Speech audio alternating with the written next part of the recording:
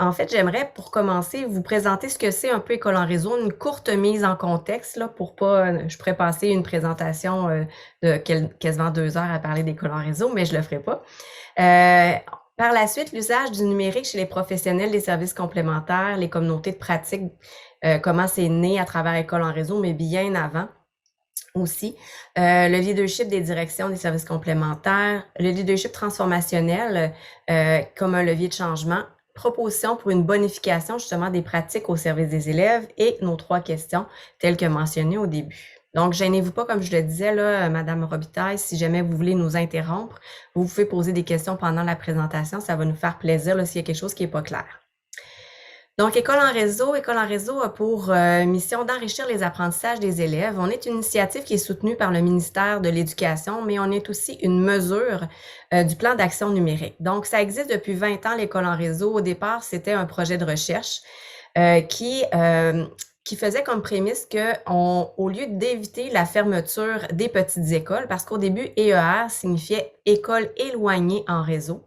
Donc, au lieu d'éviter la fermeture des petites écoles éloignées, on les gardait ouvertes et on les ouvrait sur le monde à l'aide du numérique, et non pas seulement à l'aide du numérique, mais à l'aide aussi d'activités pédagogiques liées au programme de formation, mais aussi à des activités pédagogiques qui s'appuyaient sur le numérique, s'appuyaient sur la collaboration entre les classes. Et le réseau, c'est ça que ça veut dire de notre côté, c'est vraiment collaborer pour apprendre, apprendre entre classes, les élèves apprennent entre eux, apprennent aussi avec des partenaires extrascolaires, des musées, des scientifiques, mais les enseignants, les CP, et justement, dans le cas qui nous occupe ici, les professionnels des services complémentaires apprennent ensemble, et c'est ça qui fait vraiment la force d'École en réseau.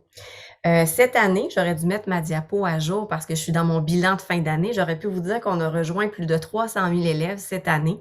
Et ça représente environ plus de 15 000 classes que l'on rejoint avec nos activités d'École en réseau, les activités pour les classes, mais aussi des activités de développement professionnel. Donc, ouvrir sa classe pour favoriser les apprentissages, c'est un peu notre slogan à travers tout ça. Donc, c'est un peu une mission qui est différente par rapport à toute la grande famille de la FAD. Donc, qu'est-ce qu'il y en est pour les professionnels en réseau? École en réseau, on touche beaucoup les élèves, les enseignants, mais on a toujours aussi touché les professionnels, et ça depuis 10 ans, à partir de ce moment-là qu'on a commencé à collaborer avec des projets qui visaient la transformation numérique des pratiques des professionnels, bien avant la pandémie. Et à ce moment-là, un rapport qui a été publié en 2017 a conclu que pour qu'on puisse changer les pratiques des professionnels à l'aide du numérique, ça prend un leadership fort, ça prend des infrastructures solides, un espace de réflexion et de co-développement et des outils d'aide à la décision. Et depuis ce jour, c'est les seules données qu'on a récoltées sur cette pratique hybride qui pouvait être mise au service des élèves. Et personne n'a eu l'idée de documenter autre qu'École en réseau ou de rassembler ces professionnels-là des services complémentaires pour poursuivre. Donc, voilà la prémisse du travail qu'on a initié il y a 2 ans et le travail qu'on poursuit avec France. Donc, vous allez voir vers où on souhaite aller avec tout ça. Donc, les communautés de pratique des professionnels de services ont été vraiment basées sur nos constats depuis ces 10 années-là, sur les demandes des milieux. Il y a des milieux qui, dès que le début de la pandémie est arrivé, et même avant, se posaient cette question-là. On manque de ressources, on manque de main-d'œuvre. Il y a des élèves qui sont en bris de service, France pourra témoigner tantôt, depuis plusieurs années. Comment on va faire justement pour éviter tout ça? Donc, on a commencé à se poser cette question-là et autour de ça, on a développé, coordonné puis co-animé des communautés de pratique professionnelles depuis 2020 de façon plus concrète. Et les objectifs de ces communautés de pratique-là de professionnels, c'était vraiment de regrouper des professionnels du réseau scolaire afin qu'ils travaillent ensemble sur les opportunités et les possibilités de l'intervention à distance que nous a amené la pandémie, parce que c'était ça à l'époque, mais bien avant aussi, pour soutenir et améliorer la pratique post-pandémie. Est-on dans la pratique post-pandémie? Mais il faut s'y préparer, il faut aller plus loin, il faut utiliser ce levier-là. Et ces professionnels-là souhaitaient aussi se réseauter pour aborder différents sujets, questionnements propres à la profession. Mais surtout la profession, là, je le dis encore, hybride, c'est-à-dire de joindre le présentiel et le virtuel pour accompagner les élèves. Comment on a fonctionné? On a fait des communautés de pratique par professionnel, c'est-à-dire conseiller en orientation, orthophoniste, psychologue, psychoéducateur, orthopédagogue, inter-centre de services. Donc, tous les centres de services du Québec sont les bienvenus dans ces communautés de pratique-là. On va continuer l'année prochaine. Ça fait 2 ans ça va être notre 3e année, en fait, que l'on tient ces communautés de pratique-là. C'est offert dans la programmation annuelle de l'école en réseau, donc distribué à tous les centres de services. Il y a une collaboration de professionnels volontaires qui co-animent, en fait, parce que, bien sûr, dans l'équipe d'école en réseau, oui, on a un orthophoniste qui est avec nous depuis longtemps, mais on croyait que c'est vraiment important d'avoir quelqu'un, un spécialiste de contenu aussi à l'animation. Depuis les 2 dernières années, c'est 4 rencontres par année de 90 minutes avec des thématiques variées choisies par les participants, mais toujours aussi une activité main sur les touches où les participants partagent certains outils numériques qui sont fort utiles dans leur pratique. Donc, le nombre de participants, ça tourne autour de 30 personnes, entre 20 et 30 personnes pour chacun des professionnels, et tous les centres de services sont représentés. Donc, on a des gens qui sont au CSS du Fer, au Littoral, tant qu'à Montréal également. Donc, on a des régions très éloignées, mais aussi des régions urbaines, et les problématiques sont différentes, mais les solutions peuvent convenir à tous. Donc, cette idée de se rassembler, il y a un grand besoin dans les régions éloignées à revoir la pratique, et ça génère des idées très fécondes par rapport à ce changement-là. On a fait quelques constats et défis. Je vais vous les présenter rapidement à travers les communautés de pratique qui sont des constats et des défis transversaux à toutes les pratiques, tous les professionnels des services complémentaires. Donc, on se rend compte après 2 ans qu'il y a encore un niveau d'utilisation du numérique qui est quand même assez faible. On n'a qu'à penser aux objectifs du plan d'action numérique qui était de diminuer de 75% l'utilisation du papier. Nous, on constate cette année que c'est pas encore le cas, que de documenter sa pratique, de faire des évaluations, de tenir les dossiers de nos élèves qui ont des problématiques avec le numérique, c'est quelque chose qui n'est pas acquis et qui demandera encore beaucoup, beaucoup de travail puisque d'une part, les outils sont peut-être pas appropriés pour le moment, et aussi, il y a une méconnaissance de l'utilisation de ces outils-là de façon sécuritaire. Vous allez voir, là, c'est des questions qui sont posées beaucoup dans les communautés de pratique. On se pose beaucoup la question aussi au sein de ces communautés-là, désolée, quelle est la place de la télépratique? Pour quels actes? C'est un enjeu central. En effet, à quel moment dois-je faire une rencontre en présence? À quel moment je peux faire une rencontre en virtuel? Est-ce que je peux faire une évaluation d'un élève en virtuel? Est-ce que c'est mieux que de ne pas en faire? Donc, c'est beaucoup de questions qui se posent et qui commencent à avoir des réponses, des propositions de solutions. Une fiche de consentement, maintenant, les fiches ne sont pas adaptées à la réalité présentielle virtuelle.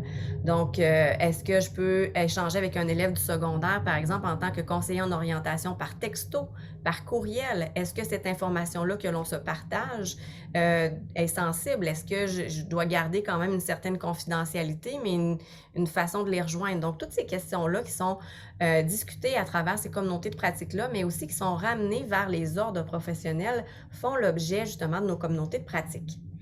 On constate par contre qu'il y a une création d'un lien de confiance malgré la distance. Là, vous le disiez tantôt, Nadia, que la FAD, vous l'aviez tatoué dans le cœur, ça existe de faire des rencontres avec nos élèves qui ont des difficultés, de créer un lien malgré le virtuel, et ça, on l'a vu à travers les rencontres des communautés de pratique.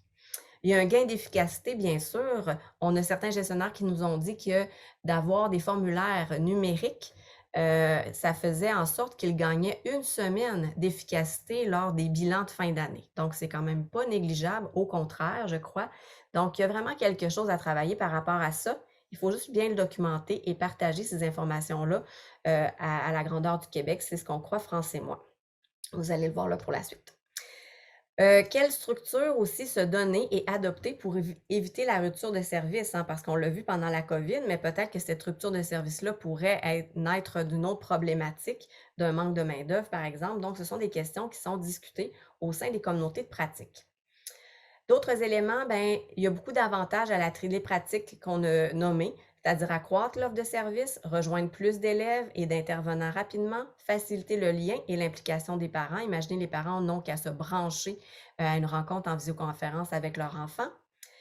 Permet l'accès à d'autres aspects de la personnalité de l'élève quand il est dans une rencontre en visioconférence. Certains élèves vont être différents quand ils sont à la maison et permet la mobilisation de plus d'élèves, de rassembler des élèves qui ont les mêmes problématiques. Et ce qu'on a vu aussi beaucoup, c'est des silos qui ont été brisés, c'est-à-dire que dans les écoles, parfois, quand l'orthophoniste arrive, la TES se retire, l'enseignante se retire également et l'orthophoniste fait son intervention. Mais on a vu des équipes interdisciplinaires qui se sont jointes ensemble justement pour que quand l'orthophoniste ne peut pas être là ou que l'orthophoniste est là à distance, la TES et l'enseignante jouent un rôle aussi. Elles sont les yeux de l'orthophoniste. Et ça a permis aussi d'observer des choses en catimini, si vous voulez, là, quand les élèves jouent dans la classe, etc., et de faire de la prévention. Parce que souvent, c'est aussi le rôle des professionnels de faire de la prévention. La question de la sécurité des processus, j'en parlais tantôt. La prise de rendez-vous en ligne, c'est quelque chose de très facilitant pour ces professionnels-là, d'avoir un guichet unique de prise de rendez-vous, ce qui n'existait pas avant. Et aussi, un outil d'évaluation et d'intervention en ligne est en développement, là, de voir qu'est-ce qu'on va faire et toujours en lien avec les ordres. Comme je le disais, les ordres sont présents dans toutes les communautés de pratique, psychologues, psychoéducateurs, conseillères en orientation, orthophonistes. Leur rôle, souvent, c'est d'être là en écoute, de recevoir les questions, de valider les réponses et de ramener les réponses par la suite aux autres rencontres pour s'assurer, parce que c'est ça qu'ils veulent en fait. Les psychologues scolaires veulent s'assurer que leur pratique est correcte et sécuritaire pour pouvoir aider le plus grand nombre possible d'élèves. Donc, le constat après 2 ans, avant de commencer nos communautés de pratique, était toujours le même et il était le même. Il y a même, vous voyez, en 2017, là, c'était que ça prend quand même un leadership fort. Il faut que les gestionnaires s'engagent dans une réorganisation des services. Ceux qui sont sur le plancher peuvent bien avoir de très bonnes idées, mettre en place différentes choses, mais il faut qu'ils soient accompagnés par leurs gestionnaires et par justement le centre de services qui vont appuyer puis vont aussi opérationnaliser le changement de pratique. Donc, c'est pour ça qu'on a choisi de développer des communautés de pratique où est-ce que le dialogue est favorisé entre les communautés de pratique de professionnels, mais la communauté de pratique de gestionnaires également. Donc, favoriser les allers-retours, c'est-à-dire est-ce que, par exemple, il y a des constats, des questionnements, des actions qui sont posées par certains professionnels, ça va remonter vers les gestionnaires et ça permet vraiment d'avoir une meilleure connaissance du rayon d'action et des pistes de solutions. Beaucoup de gestionnaires nous ont dit, moi, je suis content de savoir que j'ai mes professionnels dans toutes vos communautés de pratique qui me ramènent l'information et moi, par la suite, je peux prendre des décisions ou je peux changer des choses et retourner vers lui. Mais ça, c'est pas nécessairement fait dans tous les centres de services. Là. Pour l'instant, je vous dirais qu'on a des gestionnaires de 7 centres de services, donc sur les 72. Il faut aller plus loin. Justement, si vous connaissez des gens l'an prochain qui veulent se joindre à ces communautés de pratique-là, là, invitez-les à venir parce que plus on va être, plus ça va être facilitant pour documenter et amener un changement réel de pratique.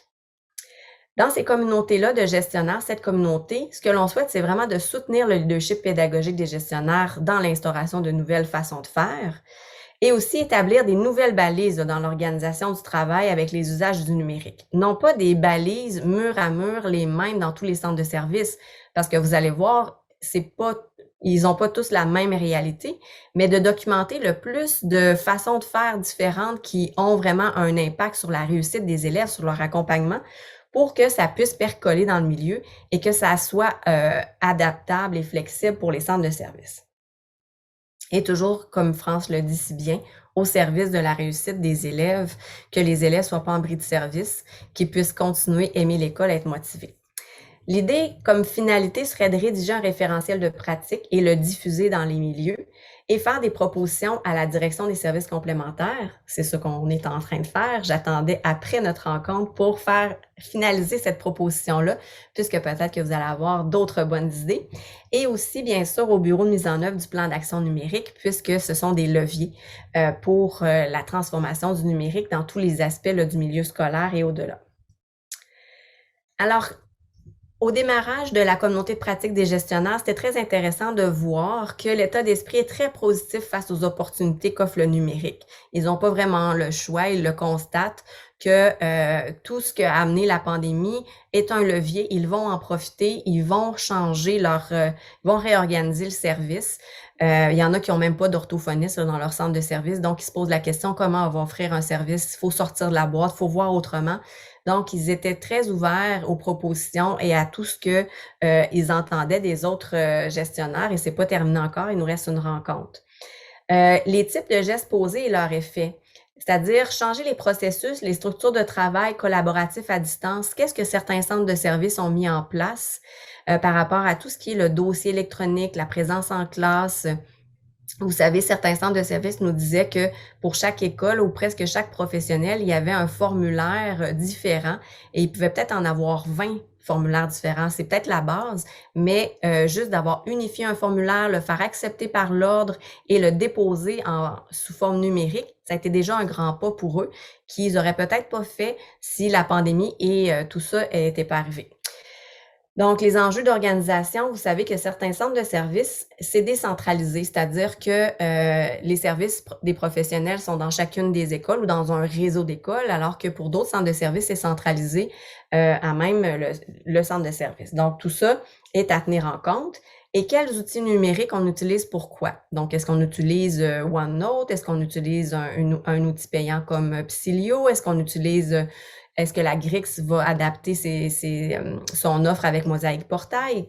Vers où on s'en va? Comment on archive les données? Est-ce qu'on peut scanner une feuille? Est-ce que ça, c'est efficace? Donc, c'est genre toutes ces questions-là qu'on se pose. Et là, France, je te laisserai la parole pour comment le leadership transformationnel va devenir un levier de changement là, pour ces COP de gestionnaires et même de professionnels. Donc, si vous me permettez, je vais vous mettre en contexte, c'est que je suis à ma deuxième carrière, donc à titre de professeur, chercheur titulaire en gestion de l'éducation et nouvelle gouvernance. Ma première carrière, j'ai été sur le terrain comme vous. J'ai été enseignante, mais bien entendu par la suite en direction tant au niveau primaire, secondaire, formation professionnelle, éducation des adultes, collégiale et universitaire. J'ai fait tous les niveaux parce que pour moi, pour aspirer à un poste de professeur d'université, bien, pour moi, il y a une valeur très profonde qui m'habite, c'est qu'on doit avoir occupé la fonction. Alors, c'est pour cette raison que le ministère de l'Éducation a fait appel à moi en 2018 pour collaborer avec eux pour identifier les stratégies de gestion qui favorisent l'implantation du numérique. Donc, la première recherche a duré de 2018 à 2020. Nous étions pour lancer le rapport de recherche le jeudi où est-ce qu'il y a eu la fermeture. Donc, fermeture officielle des établissements d'enseignement lundi. Alors, j'ai dit aux collègues du ministère, non, je pense que ça va être un coup d'épée dans l'eau que de lancer le tout. Parce que, premièrement, le rapport de recherche, l'étape 1, qui était planification, bien, avec la pandémie, on venait de sauter le tout. Donc, ça l'a tardé un petit peu. Par la suite, l'an dernier, le ministère est revenu vers moi, encore une fois, pour me demander de travailler quant à l'identification des stratégies de gestion pouvant favoriser le développement du leadership pédago-numérique des gestionnaires scolaires. Donc, dans ce projet-là, il y avait 3 parties.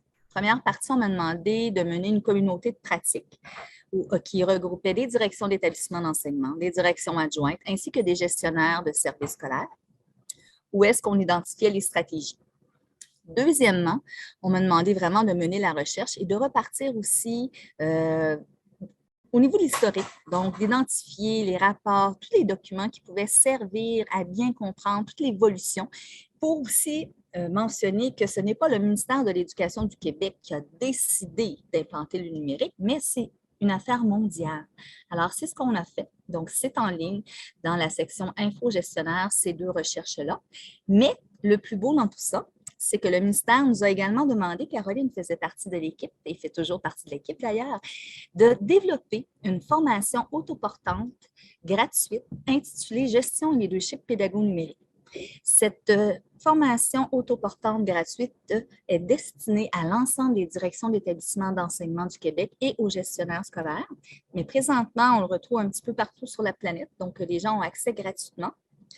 Cette formation-là a pour objectif d'accompagner et de former les directions et gestionnaires quant au développement d'un plan d'action numérique pour leur établissement d'enseignement. Donc, tout est gratuit, vous pouvez vous inscrire et il y a des webinaires, il y a des lectures, tout est en lien avec vraiment le numérique pour que les gestionnaires soient capables de développer leur leadership pédago-numérique. Également, aussi, Marie-Claude, l'autre diapositive, s'il vous plaît. Encore avec le ministère de l'Éducation, on m'a mandaté pour mener un collectif. Dans ce collectif-là, ce qu'on retrouve, premièrement, le chapitre 1, on peut y lire l'historique de la mise en œuvre du plan d'action numérique. Donc, le chapitre 1, c'est vraiment les étapes, tout ce qui s'est passé depuis l'an 1 du plan d'action numérique. Mais également, il y a un partage d'expériences professionnelles émanant du terrain qui pourraient vous inspirer. Donc, orthopédagogue, nous avons des gens au niveau universitaire, nous avons conseillers pédagogiques. Donc, c'est vraiment des partages d'expériences professionnelles qui ont eu vraiment lieu. Ce ne sont pas des théories. Il faut s'entendre, ce n'est pas au niveau théorie universitaire, c'est vraiment le regroupement d'expériences professionnelles pour favoriser l'implantation du numérique dans les établissements d'enseignement au Québec. Et bien entendu, sur le reste de la planète, parce que, peut-être que vous n'êtes pas au courant, mais l'OCDE est très inspirée par le plan d'action numérique du Québec, à un tel point qu'il nous a demandé de participer à un webinaire pour partager tout ce qui s'est passé au niveau du plan d'action, mais également au niveau des recherches. Alors, c'est pour ça que présentement, tout est sur la planète entière, mais on est vraiment fiers en tant que Québec. Hein? Moi, je ne suis pas une politicienne du tout, mais il faut le dire que le Québec a vraiment fait de belles choses. Vraiment, c'est préoccuper pas juste des enseignants, des conseillers pédagogiques, mais également de ces gestionnaires pour favoriser l'implantation du numérique à grandeur dans tous les établissements d'enseignement. Je poursuis, France. Alors, merci. Puis vous voyez, là, on les sent très engagés, là, ceux qui sont avec nous dans les communautés de pratique, et on voit qu'ils souhaitent un changement.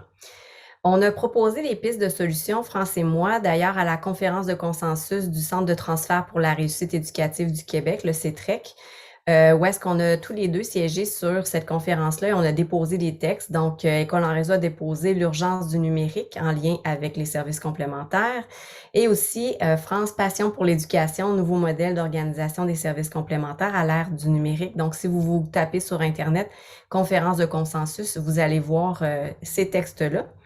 Et l'école branchée aussi, où est-ce qu'on a déposé une pratique vraiment, là, c'est très concret, d'une orthophoniste qui fait de la téléorthophonie, qui a développé toutes ses aptitudes et tout son service de téléorthophonie au CSS des Patriotes pendant la pandémie, mais aussi au-delà. Donc, elle a poursuivi, son centre de service a décidé que c'était une offre de service qui avait beaucoup de valeur et qu'elle devait poursuivre par la suite. Donc, c'est très inspirant de lire ce texte-là.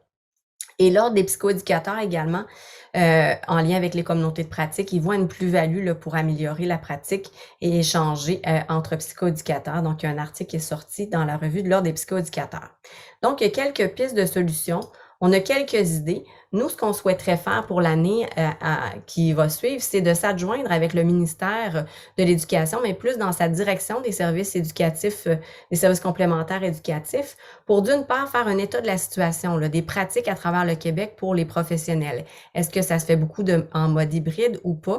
On a une petite idée parce qu'on en rassemble quand même beaucoup au sein d'École en réseau, mais quand même de voir faire cet état de la situation-là pour démarrer, mais aussi l'état des perceptions, autant des professionnels que des gestionnaires. Quelle est leur perception par rapport à la transformation numérique de leur pratique? Et par la suite, de poursuivre les communautés de pratique avec justement comme intention de documenter ce qui se fait et de pouvoir aussi améliorer les échanges entre les gestionnaires et ces praticiens-là qui sont sur le terrain. Poursuivre le lien avec les ordres à travers, oui, les communautés de pratique, mais également dans un comité de pilotage intersectoriel et gouvernemental. Quand je parle d'intersectoriel, je parle de l'éducation, mais aussi de se questionner au niveau de la santé. Comment ça fonctionne la télésanté? Ils ont peut-être des approches qui pourraient servir le scolaire, malgré le fait que c'est distinct comme pratique et qu'il y a beaucoup de choses qui sont différentes. Peut-être de se parler, on pourrait bénéficier justement d'expertises différentes, d'amener des idées, d'ouvrir la boîte, comme je le dis souvent. travailler avec le gouvernement, travailler aussi avec différentes personnes au sein des directions d'école, même des gestionnaires, les pratiques cliniques, c'est-à-dire les ordres, et aussi travailler avec la suite là, du plan d'action numérique en lien justement avec ce que va devenir le plan d'action numérique, qu'est-ce qui va changer, parce que vous savez que l'année prochaine, c'est la dernière année de cette première mouture, ça se termine en mars 2023, donc on est vraiment à cheval entre deux axes par rapport à ça. Donc, ce que l'on souhaitait, c'est vraiment pouvoir partager ces pratiques-là pour qu'il y ait un réel changement de l'organisation des services au bénéfice là, des élèves. Donc, c'est vraiment là-dessus que l'on aimerait baser nos besoins, là, sur lesquels on voudrait travailler pour 2022-23 et sur lesquels aussi on va vous questionner. Vous allez voir, nos questions ressemblent un peu à ces besoins-là. Donc, on a besoin pour l'année qui s'en vient, par rapport à ce qu'on a déjà mis en place, de bâtir sur les acquis pour des combinaisons présentielles virtuelles par profession, mais aussi il faut soutenir cette réorganisation de l'accompagnement aux élèves à travers des approches, là on le voit de plus en plus, des approches multifactorielles qui sont très innovantes. On passe par une autre porte, on passe pas nécessairement par l'évaluation. Qui font appel au numérique pour favoriser justement la réussite éducative de tous. Si on se place dans la posture de l'élève et qu'on réorganise ça autour de lui, c'est là que notre posture d'intervenant prend un autre chemin puis que le numérique devient important. Il faut aussi soutenir le leadership d'équipes mixtes. Quand on parle d'équipes mixtes, on parle d'équipes enseignants, TES, des professionnels, les parents peut-être, la direction d'école qui sont rassemblés autour de différents élèves qui ont différentes problématiques pour revoir justement ces combinaisons-là de présentiel et virtuel. Toujours, comme je l'ai dit, au service de la réussite de tous. On veut poursuivre le travail des COP, en élargir l'accès, soutenir les animateurs qui acceptent de s'engager, documenter par l'entremise de projets de recherche les moyens qu'on met en place et surtout l'effet sur la réussite de tous. Et un livrable significatif destiné à l'ensemble du milieu d'éducation, ce serait vraiment ça qu'on souhaite faire pour la suite.